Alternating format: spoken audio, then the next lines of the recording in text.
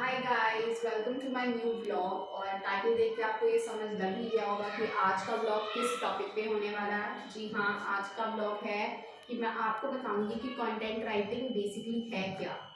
और आज के ब्लॉग में मैं 3 बेसिक क्वेश्चंस जो किसी भी स्टार्टर को पूछने होते हैं, मैं वो आंसर करूंगी। पहला है what is content writing. Second is where can you get jobs. अपने कंटेंट राइटिंग प्रोफेशन को स्टार्ट करने के लिए आप जॉब्स कहाँ से मिल सकती हैं आपको। और थर्ड क्वेश्चन है जो कि हर किसी का ही फेवरेट होता है कि आप कितने पैसे कमा सकते हैं कंटेंट राइटिंग को फुल टाइम प्रोफेशन लेके। तो चलिए स्टार्ट करते हैं। सबसे पहले मैं बात करूंगी कि व्हाट इज कंटेंट राइटिंग। तो अगर आप गूगल पे सर्च करेंगे तो आपको काफी सारी डेफिनेशन मिल जाएंगी, लेकिन हमें उन साइंटिफिक डेफिनेशन पे नहीं जाना। तो सिंपल भाषा में कंटेंट राइटिंग है कंटेंट, टेक्स्ट लिखना किसी भी चीज के लिए। वो मार्केटिंग के लिए हो सकता है या कुछ इंफॉर्मेटिव हो सकता है। मतलब मार्केटिंग में हम इंफॉर्मेटिव चीजें लिखते हैं या प्रमोशनल चीजें लिखते हैं, क्योंकि जो बड़ी बड़ी कंपनीज हैं या स्मॉल और मीडियम बिजनेसेस हैं उनको राइटर्स इसलिए चाहिए होते हैं ताकि वो उनके वेबसाइट्स पे कंटेंट डाल सकें और वो उनके लिए आर्टिकल्स लिख सकें, ब्लॉग्स लिख सकें और उनकी वेबसाइट को पे कंटेंट डाल सकें और उनके लिए और भी जो उनका मार्केटिंग मटेरियल होता है उसको तैयार कर सकें। तो बेसिकली कंटेंट राइटिंग है कंटेंट लिखना किसी भी तरह का। कंटेंट राइटिंग काफी तरह की होती है, लेकिन आज हम एक सिर्फ बेसिक कंटेंट राइटिंग की ही बात कर रहे हैं, जिसमें आर्टिकल्स आ जाते हैं, ब्लॉग्स आ जाते हैं और भी काफी मार्केटिंग चीजें आ गई जो सिर्फ डिजिटल प्लेटफॉर्म्स मतलब इंटरनेट पे चाहिए होता है। तो ये बात हो गई कि कंटेंट राइटिंग क्या है। ठीक है, अब नेक्स्ट चीज है कि कंटेंट राइटिंग में क्या क्या आ जाता है। कंटेंट राइटिंग जैसे मैंने बोला बहुत ही वास्ट फील्ड है और काफी तरह का कंटेंट चाहिए होता है। जैसे हम इंटरनेट खोलते हैं और साथ में हम कुछ टाइप करते हैं तो इतने सारे रिजल्ट्स आ जाते हैं। तो वो जो रिजल्ट्स कहाँ से आए, वो कंटेंट राइटर्स ने लिखे हैं। तो कंपनीज जो हैं वो कंटेंट राइटर्स को हायर करती हैं कि वो उनके आर्टिकल्स ब्लॉग्स लिख पाएं और वो सब कुछ। और कंटेंट राइटर का काम यही है कि उसको यूनिक मतलब एक्सक्लूसिव कंटेंट देना है ताकि जो गूगल है वो उसको टॉप पे रैंक कर सके।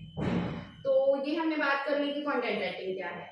अब सेकंड जो मेजर क्वेश्चन किसी के भी दिमाग में आएगा जो इस चीज को परस्यू करना चाहता है कि कंटेंट राइटिंग जॉब्स कहाँ कहाँ से मिल सकती हैं। अगर आप गूगल पे सर्च करेंगे तो काफी सारी वेबसाइट्स वहां पे आ जाती हैं जो ग्लोबली रिकॉग्नाइज्ड वेबसाइट्स हैं। मैं उनकी it's a complete know from my side. तो जब मैंने स्टार्ट किया था तब मैंने डेफिनेटली इन वेबसाइट से तो नहीं स्टार्ट किया था। तो मैं पर्सनली ये बोलूंगी कि सबसे पहले तो अगर आपने अपना माइंडसेट कर लिया है कि आप कंटेंट राइटिंग करना चाहते हैं तो आपको मेरे ख्याल से एक फुल टाइम नौकरी करनी है किसी भी कंपनी में। वो एक लोकल कंपनी भी हो सकती है जहाँ पे आप कंटेंट राइटिंग ये स्किल को एक्वायर करें, सीखें कंटेंट। क्योंकि देखो कंटेंट राइटिंग आप फ्रीलांस तब कर सकते हैं जब आपको वो स्किल आता है। एक बिगिनर फ्रीलांसर नहीं बन सकता। बिगिनर को पहले एक कंपनी, एक लोकल कंपनी या एक अच्छी कंपनी ज्वाइन करनी ही चाहिए ताकि उसको एक वो डिसिप्लिन पता लग जाए या उसको उस काम की एक स्किल पता लग जाए। तो जब मैंने स्टार्ट किया था तब मैंने अमृतसर से मैं बिलोंग करती हूँ। तो अमृतसर में एक लोकल कंपनी थी कोचर टेक नाम से। तो जब मैंने वहाँ पे इंटरव्यू दी थी तो मेरे दिमाग में ऐसा कुछ नहीं था कि भी मैंने कंटेंट राइटिंग करनी है। मुझे पता भी नहीं था कि कंटेंट राइटिंग जैसा कुछ है। तो मैं तो सिर्फ वहाँ पे गई थी क्योंकि मेरे दिमाग में था कि मुझे कुछ करना है। तो मुझे पता लगा था कि यहाँ पे जॉब्स की वैकेंसी है तो मैं वहाँ पे चली गई। और ये मैं बात कर रही हूँ 2013 की, जब मेरा अभी लास्ट ईयर चल रहा था बीएससी कंप्यूटर साइंस का। मतलब आप इमेजिन करिए कि मैं अभी ग्रेजुएट भी नहीं थी, बस एक मोटिवेशन थी मेरे अंदर कि हाँ मुझे थोड़ा फाइनेंशियल इंडिपेंडेंट भी होना है और मुझे कुछ एक्स्ट्रा ऑर्डिनरी करना है because I was not happy with what I was starting at that point of time. तो चलिए मैं चली गई वहाँ पे कोचर टेक में और मैंने इंटरव्यू दी। और उन्होंने जब मैंने इंटरव्यू दी अपना एग्जाम वगैरह उन्होंने मुझे लिखने के लिए दिया। तो इंग्लिश स्किल मेरे में थी, मैं ये नहीं बोलती कि बहुत अच्छी थी मेरी, बट थी, मतलब सही थी मेरी। तो मैंने उनका टेस्ट पास कर लिया, एक रिटन टेस्ट था, एक इंटरव्यू थी, वो मैंने पास कर ली। और तब तक भी मुझे नहीं पता था कि मैं एक कंटेंट राइटर बनने वाली हूँ।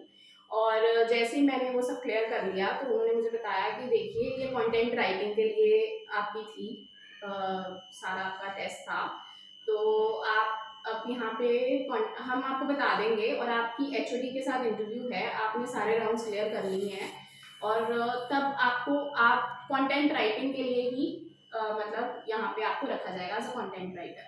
एंड यकीन मानिए मुझे तो पता भी नहीं था कि कंटेंट राइटर होता क्या है, तो मुझे कहा चलो ठीक है कोई बात नहीं, मतलब आई वॉज हैप्पी कि चलो मेरे राउंड्स क्लियर हो गए हैं। और एचओडी के साथ जब मेरे फ्रीलांसिंग प्रोजेक्ट्स मुझे मिल गए तो ultimately I resign from there और मैंने फिर अपना ही फ्रीलांस काम शुरू कर दिया।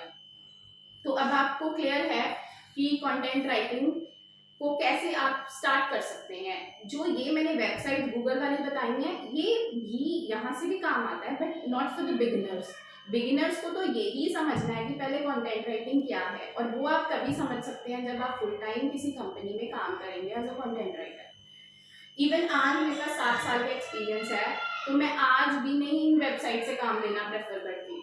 मैं आज भी यही चाहती हूँ कि कोई इंडिविजुअल क्लाइंट मिले या मैं उनके साथ काम करूँ। मैं ऑलरेडी जो क्लाइंट्स के साथ काम कर रही हूँ उनके साथ मेरी काफ़ी पुरानी एसोसिएशन हो गई है, तो एक ट्रस्ट फैक्टर बन जाता है। एंड ठीक है, मैंने बहुत इम्प्रूव किया और मैंने काफ़ी सीखना है आगे। तो थर्ड पॉइंट, सेकेंड पॉइंट मैंने क्लियर कर लिया। थर्ड पॉइंट ये है कि how much you can get paid. Paid की जब हम बात करते हैं तो जो पेमेंट स्ट्रक्चर है कंटेंट राइटिंग में वो काफ़ी नीचे से काफ़ी ऊपर तक जाता है। तो बिगिनर्स के लिए गूगल ये बोलता है कि जो टॉप रिजल्ट्स हैं गूगल के वो ये इंडिकेट करते हैं कि एक कंटेंट राइटर की सैलरी इंडिया में बिटवीन 1 लाख टू 6.5 लाख है पर एनम। बट मैं इस चीज़ से एग्री नहीं करती कि पर एनम एक कंटेंट राइटर 6.5 लाख से भी ज़्यादा कमा सकता है, बिकॉज ये तो हमारे ऊपर है ना। अगर हम एक फ्रीलांसर हैं तो हमारे ऊपर है कि हमें कितना काम करना है। हम क्वालिटी काम दे रहे हैं तो क्लाइंट्स आएंगे, बिकॉज डिजिटल मार्केटिंग का एरा है एंड कंटेंट तो सबको चाहिए ही। तो मेरे को पर्सनली जो मैंने अभी तक 7 सालों में एक्सपीरियंस किया है कि जो उसका पेमेंट स्ट्रक्चर है वो हम चार्ज करते हैं पर वर्ड के हिसाब से। और जब मैंने स्टार्ट किया था तो मेरा पर वर्ड 0.20 पैसा पर वर्ड था, जो कि अगर हम एक पेज जो होता है माइक्रोसॉफ्ट वर्ड का वो होता है 500 वर्ड का। तो अगर हम बात करें एक पेज पे अगर मैंने 500 वर्ड लिखे हैं तो मुझे उसका 100 रुपया मिलता था। मतलब when I resigned from my company and I started freelancing, तो मुझे 100 रुपया मिलता था 500 वर्ड का। एक बिगिनर के लिए इतना ही बहुत है, बिकॉज अभी वो स्किल सीख रहा है, तो आई डोंट थिंक उसको पैसे के पीछे जाना चाहिए, पहली बात है।